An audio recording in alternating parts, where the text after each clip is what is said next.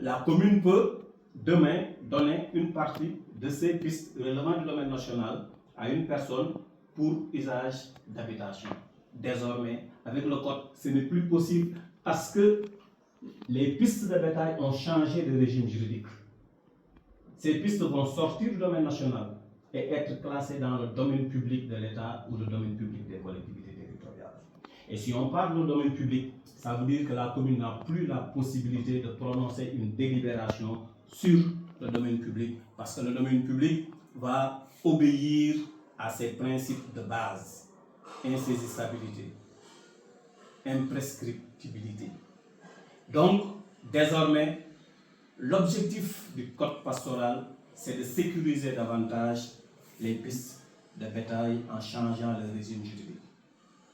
Autre protection de ces espaces pastoraux, c'est la prévision de rayons de sécurité autour de l'innovation, parce que c'était déjà institué depuis 1980 avec le décret sur les parcours de bétail, mais c'est repris dans le nouveau code pastoral en son article 39.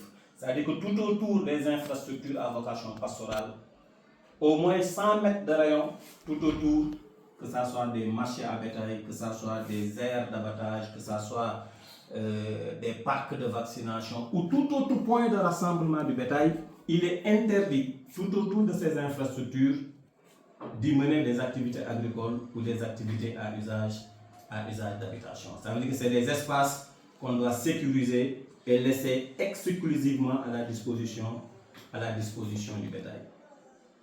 Mais ce n'est pas uniquement le code pastoral qui protège les espaces pastoraux. Il y a également le code forestier. Le domaine forestier au Sénégal est en même temps une zone de pâturage. Et ça, c'est prévu dans le code forestier sénégalais.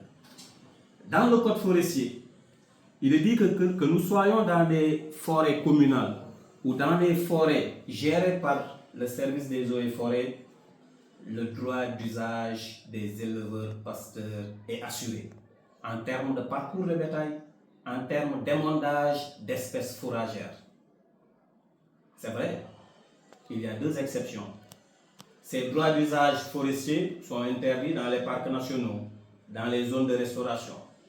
Et même dans les forêts où ces droits sont reconnus, il est donné pouvoir au président du conseil départemental ou bien au service des eaux et forêts de réguler, de dire que de telle période à telle période, il faut diminuer la pression sur la forêt, ou bien de telle période à telle période, on suspend les droits pastoraux dans les forêts, etc., etc.